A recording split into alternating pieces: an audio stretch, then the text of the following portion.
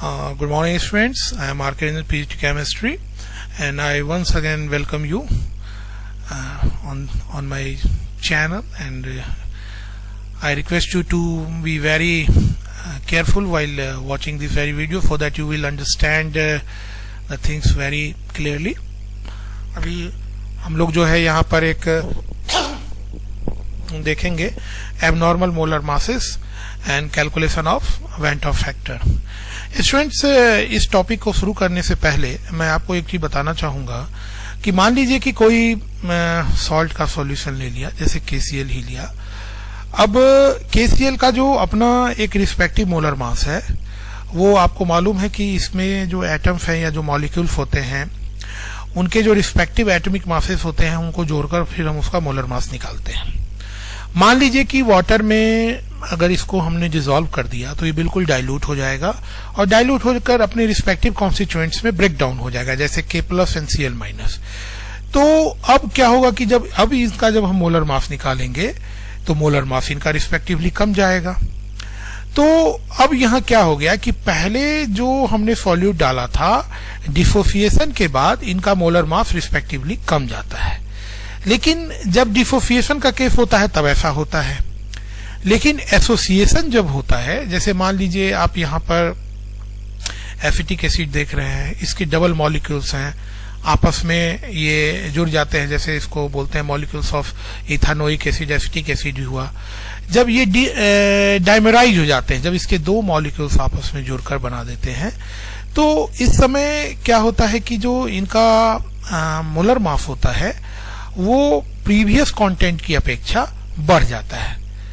तो बढ़ जाने के क्रम में क्या होता है कि फिर इसके भी जो है मोलर मासेस में चेंज आ जाते हैं.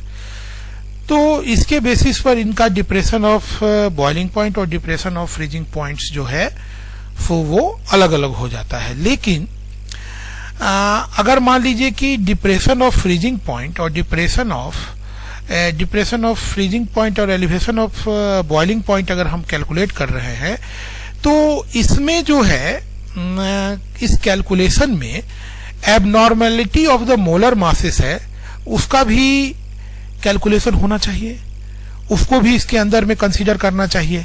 अगर मान लीजिए हम नहीं करते हैं तो हमारा रिजल्ट जो होगा वो करेक्ट नहीं आएगा, क्योंकि मान लीजिए हम KCl का जो मोलर मास है उसको हम डिसोसिएशन के बाद उतना ही मान लें, तो हमारा जो रिजल्ट आएगा कैलकुलेशन का, वो रिजल्ट जो है वो 100% करेक्ट नहीं होगा, क्योंकि उसमें जो abnormality of molar masses due to association and dissociation जो हो रहा है वो इसमें कंसीडर नहीं होगा. तो बच्चों क्या है कि इसमें इसी एबनॉर्मल मोलर मासेस के एबनॉर्मेलिटी को एक फैक्टर के द्वारा डिनोट किया जाता है, जिसको I से डिनोट करते हैं. और इसको सबसे पहले एक साइंटिस्ट जो हैं वेंट हॉफ महोदय ने डिस्कवर करके इसको यूटिलाइज किया था, इसीलिए इस फैक्टर का नाम वांट ऑफ फैक्टर भी है. तो हम लोग इस टॉपिक में इसी चीज की चर्चा करेंगे और देखेंगे कि इसमें इसका कैलकुलेशन हम लोग किस तरह से करते हैं. तो थोड़ा सा आप देखेंगे कि ionic compound when dissolve in water dissociate into cation and anion. For example, if we dissolve 1 mole of KCl in water, we expect 1 mole of K+ and Cl ion to be released in the solution. Obviously है कि dissociation के बाद ऐसा होता है. When there is a dissociation of solute into ions, the experimentally determined molar mass is always lower than the true value. ऐसा इसलिए क्योंकि इसका तो डिसोसिएशन हो चुका है, अब ये अपनी इंडिविजुअल कॉन्स्टिट्यूएंट में है, आइडेंटिटी में है, ये अपनी इंडिविजुअल आइडेंटिटी में है. अब फिर सेकंड केस देखिए, molecules of ethanoic acid, this is acetic acid, dimerises. अब मान लीजिए इसके एक मॉलिक्यूल जो है ना, दो मॉलिक्यूल्स के फॉर्म में आ गए, मतलब इसका ये डाइमेराइज हो गया. वही एक से ज्यादा होता तो हम उसको पॉलीमराइज भी कह सकते थे. तो dimerises in benzene due to hydrogen bonding. In this case number of particle is reduced. अब देखिए डाइमेराइज होने के कारण इसके पार्टिकल्स जो है ना रिड्यूस हो जा रहे हैं. Number of particle is reduced due to डाइमेराइजेशन.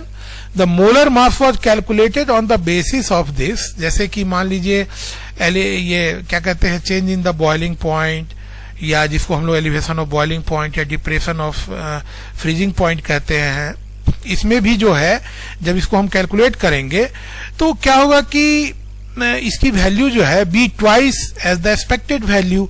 अब इनकी वैल्यू जो है ना पहले वाली वैल्यू से ज्यादा बड़े हो जाएंगे। ये जो है ना वो एक प्रकार का इसके अंदर में डिफरेंसेस पैदा हो जाएगा, जिसको हम लोग डिफेक्ट्स भी कह सकते हैं।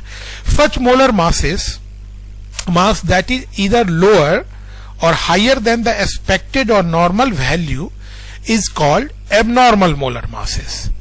ठीक है बच्चों, तो इसी को हम लोग जो है इसमें जो एबनॉर्मेलिटी आएगी एसोसिएशन और डिसोसिएशन के कारण मोलर मासेस में, उसी एबनॉर्मेलिटी को हम लोग एबनॉर्मल मोलर मासेस के कॉन्सेप्ट से जानते हैं। तो जब आप इसका प्रॉपर कैलकुलेशन करेंगे तो इसकी एबनॉर्मेलिटी को भी कंसीडर करना होगा। तो इस कंसीडर को हम लोग जो करते हैं वो वेंट ऑफ फैक्टर के द्वारा करते हैं। तो अभी हम लोग देखेंगे वेंट ऑफ फैक्टर क्या है।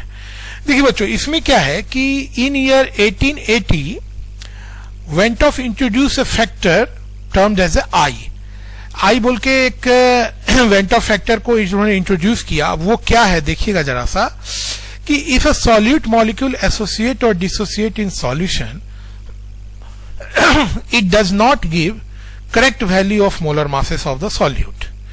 The value obtained is known as abnormal molar masses, जो मैं आपको पहले भी बताया था। Went off introduce a factor I to account for the extent of association or dissociation of solute in the solution, and which is known as I factor or Went off factor.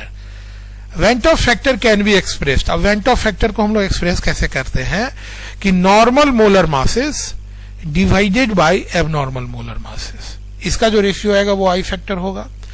Total number of moles of particles after association or dissociation divided by total number of moles of particles before association and dissociation, जो पहले की स्थिति थी और ऊपर में जो बाद की स्थिति हुई, इसका रेशियो। अब ये आई निकल गया। अब मान लीजिए यहां देखिए relative lowering of vapour pressure है। क्या आप जो है कॉलिगेटिव प्रॉपर्टीज का आप कैलकुलेशन कर रहे हैं, तो इसमें आप यहां देखिए N2 और N1 जो है यहां पर क्या है आपको moles of solute and solvent है। तो इसके कंपोजिशन में भी चेंजेज आएगा एसोसिएशन और डिसोसिएशन के कारण। तो whatsoever association and dissociation is being carried out over here may be multiplied with this N2 by N1। अब यहाँ ये जो I फैक्टर जो कि वांट ऑफ फैक्टर है, इसका मल्टीप्लीकेशन हम N2 by N1 से कर देंगे और इसके बाद जो है हमें एक प्रॉपर कैलकुलेशन मिलेगा और जो कि हमारे लिए एक परफेक्ट कैलकुलेशन होगा। अब इसी जगह देख लीजिए, यहाँ आप देख रहे हैं चेंज इन बॉइलिंग पॉइंट का आ रहा है, जिसको हम लोग एलिवेशन ऑफ बॉइलिंग पॉइंट बोल रहे हैं यहाँ पर। तो यहाँ पर आप यहाँ देख रहे हैं कि इवोल्यूस्कोपिक कांस्टेंट के भी दिख रहा है और यहाँ आई फैक्टर से मल्टीप्लाई कर दिए। यहाँ डिप्रेशन इन फ्रीजिंग पॉइंट है, इसका भी प्रॉपर कैलकुलेशन के लिए हमने आई फैक्टर से मल्टीप्लाई कर दिया वेंट ऑफ फैक्टर से। और ये देखिए जो calculation of the osmotic pressure है, यहाँ भी हमने आई फैक्टर से मल्टीप्लाई कर दिया। मल्टीप्लाई करने के बाद जो हमारा रिजल्ट आएगा वो बिल्कुल एरर फ्री होगा और इसमें क्योंकि इसमें एसोसिएशन और डिसोसिएशन भी जो है वो बिल्कुल कंसीडर किए जा रहे हैं। तो बच्चों यही था आपका वेंट ऑफ फैक्टर का। इससे रिलेटेड न्यूमेरिकल्स वगैरह हम लोग नेक्स्ट वीडियोस में करेंगे और आप लोग भी इसको घर पे बनाइए और बार बार इसको रिवाइज कीजिए। अगर कहीं कोई दिक्कत है तो you are most welcome with your queries and thank you for your patienceful watching. Thank you very much.